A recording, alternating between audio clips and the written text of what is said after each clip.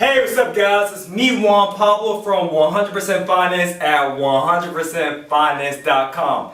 Mr. Cash Flow, Mr. Passive Income, the people's mentor. I got what you need to succeed. Thank you guys so much for finding this video.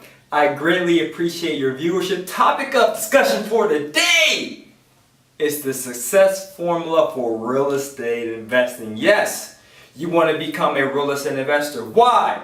Because you want that wake up whenever you feel like money, so that working will be an option for you and not an obligation.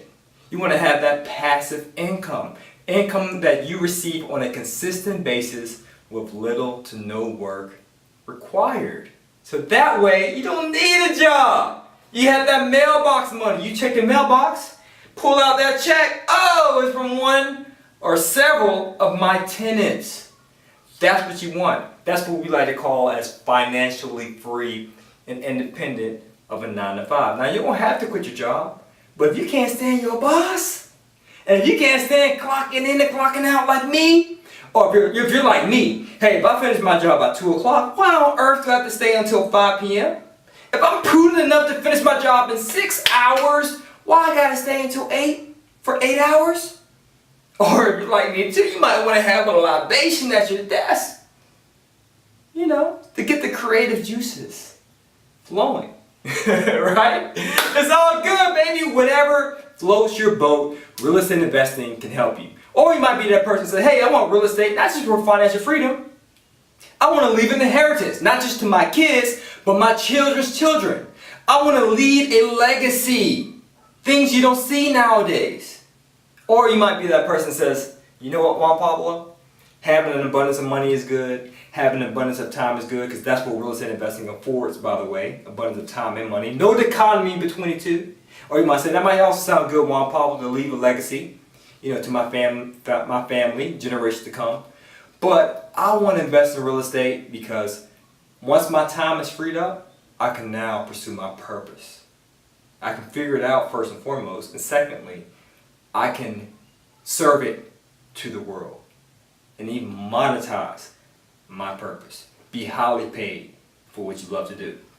So now, if you're in that situation and your mouth is salivating like, yeah, I'm hungry for it. I want it, Juan Pablo. I have a burning desire and appetite for financial freedom through real estate investing. Then pay attention to this formula, okay? Before I get into all of these steps, the first step you need to do before we talk about real estate is your personal financial statement. That's why I put it to the side, right? So many people have these dreams of grandeur. You want the Bentley truck. You want that swimming pool of money that you can dive in face first. The beautiful people, the beautiful home, millions in the bank. You want to own and operate $1 million worth of property. That's all good and dandy. However, if I ask you on your personal financial statement, what's your net worth?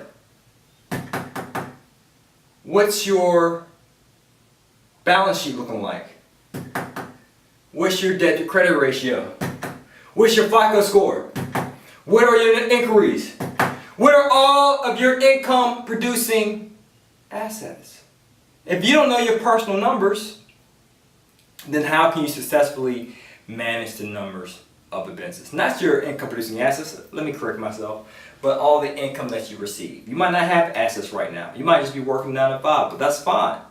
Whatever income you receive, you need to know your personal cash flow. You need to know the numbers of you incorporated before you can successfully manage the numbers of a business. So if you haven't filled out your personal financial statement, we have it for you free.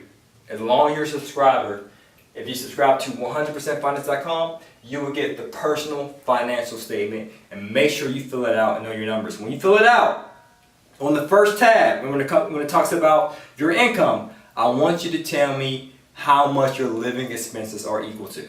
Okay? That's your first assignment.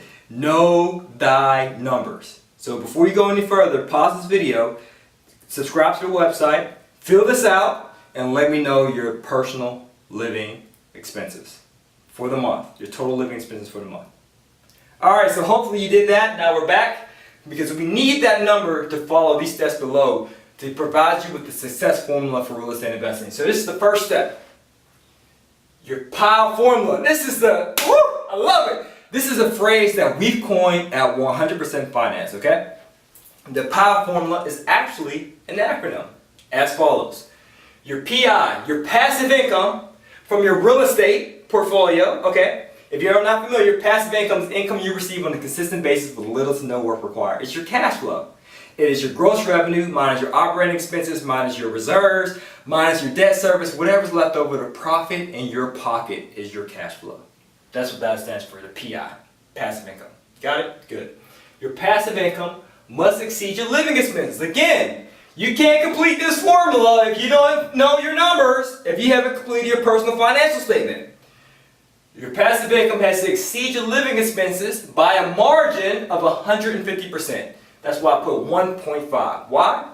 To account for things you neglected to input in your personal financial statement. Oftentimes when people complete their personal financial statement, they neglect to include haircuts. You get it done maybe every 2 weeks, every 3 weeks, every week for some, and they forget to factor that into their monthly living expenses. Your car breaking down. You say, hey, Juan Pablo, well, that's not monthly. I know that. Duh, but it does happen, and you have to factor that into your personal living expenses. Christmas gifts, Valentine's Day. You have a lot of miscellaneous things that come out of your pocket, expenses that come out of your wallet, in other words, either on a monthly, quarterly, or yearly basis. But you still have to account for it on a monthly basis, okay? You got it? So that's the LE, living expenses. So you want to have that margin just in case there's some things you forgot to mention. All right? So that's why we do that there. So let's just use a scenario, a random number. Let's choose 5,000, a nice round number. If your living expenses was 5,000, then if you take 5,000 times, this is how you really calculate it, times 150 equals your financial freedom goal. So 5,000 times 1.5 in your calculators in this scenario will be $7,500. And this is how much passive income that you need to quit your 9 to 5. You got it? Good. So the equation's a little bit interesting, isn't it? Your living expenses times 1.5 is $7,500. So that would be your aim if you make $5,000 per month, assuming it covers all your expenses. So $7,500. That's how much income you need to make off your rental portfolio before you quit your job. The next thing is calculating the TUG, the TUG, okay? TUG formula. You take your financial freedom goal, let's say in this case it's $7,500, divided by 150, and you should get a nice round number of, let me pull out my calculator, okay, as we do it together, 7,500 divided by 150, that's 50 rental units. So your TUG, your total unit goal should be 50. So what I'm stating here, guys, is that you should aim, roughly, more or less, to have 50 units, total unit goal, I mean how many units, rental units. You should have a goal of obtaining 50 units in your portfolio. It's that simple. Now, it could be more, could be less, it's based upon your market. Because keep in mind, every market is different, every deal is different, and every financial instrument is different. So if you're financing a 9-unit apartment building in a C market, and you're using hard money, or if you're using business credit, you're using seller financing, those numbers can be quite different in a single family, in the A neighborhood, and you just use a conventional mortgage. So you got to make sure you play around with this. But on average, if you average $150 profit per door, per unit, the TUG should be 50 units. The next thing, you take the TUG, and you divide it by 5 years, meaning the time frame to accomplish this goal. You might say, hey, Juan Pablo, I want to accomplish my goal in 5 years. I want 50 units in my portfolio, every unit cash flowing at least $150 per door in 5 years. So that's your TUGgy. My TUGgy. My TUGgy. Your TUGgy should be your buddy, right? So if you take your TUG, which is 50 units, right? Which we got right here, divided by 5 years, your TUGgy is 10. So what does that mean? Your total unit goal per year should be, great job, 10 units per year. So now you're breaking that dream of yours into an actionable goal. And you can do it. You might say, Juan Pablo, 10 units in a year, bro? For one, the price point of real estate in my market is way too high for 10 units. For two, in my market there are no 10 units. For three, I don't have the money to... Guess what? I came across those same problems. But you can do it. You can get started with real estate as long as you bring three things to the table. It could be one of the three. Time, this includes the know-how, the knowledge, creative financing, and so forth. The credit, and the money. So if you don't have the credit and the money, that's fine. You gotta be able to bring the time, the know-how, and the connections to the table. And we teach that in our coaching program, but you can do it. I lived in New York City when I started investing at 26 years old, and I bought a two-family in Jersey City across the river, the Hudson River, for $355,000. I just closed on a 9-unit in January 2017 for $282,500.